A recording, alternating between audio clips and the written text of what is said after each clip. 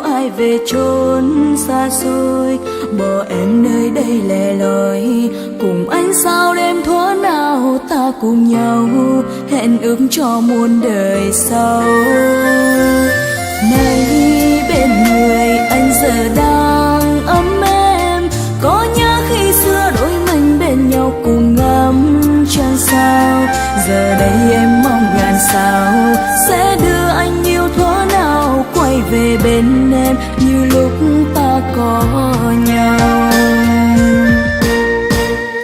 Dù em đã biết ước muốn cũng chỉ là ước muốn thế thôi, có lẽ từ đây anh sẽ đi không trở về. Tháng năm dần qua em đã cố xóa đi vết thương lòng, và sẽ chôn giọt nước mắt vào tim. Và em cùng chúc anh sẽ mãi mãi và mãi mãi ấm êm, sẽ không buồn đau khi ở bên kia với người. Dẫu cho ngày mai đây ra sao, em vẫn xin chúc cho người được hạnh phúc bên người anh yêu.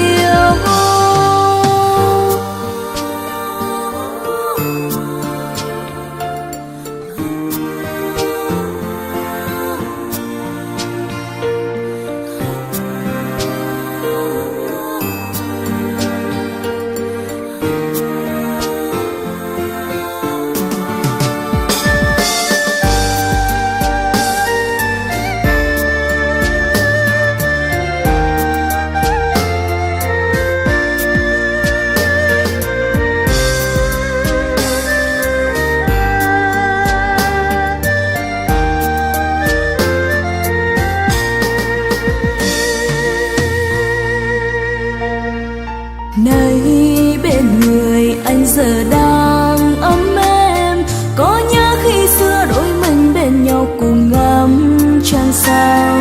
Giờ đây em mong ngàn sao sẽ đưa anh yêu thuở nào quay về bên em như lúc ta có nhau.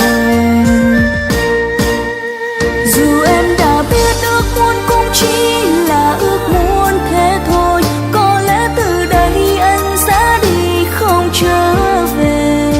Tháng năm dần qua em đã cố xóa đi vết thương lòng, và sẽ chôn giọt nước mắt vào tim.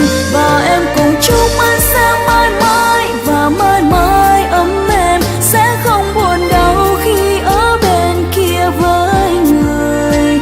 Dẫu cho ngày mai đây ra sao, em vẫn xin chúc cho người được hạnh phúc bên người anh yêu. Dù em đã biết ước muốn cũng chỉ là ước muốn thế thôi, có lẽ từ đây anh sẽ đi không trở về. Tháng năm dần qua em đã cố xóa đi vết thương lòng, và sẽ chôn giọt nước mắt vào tim.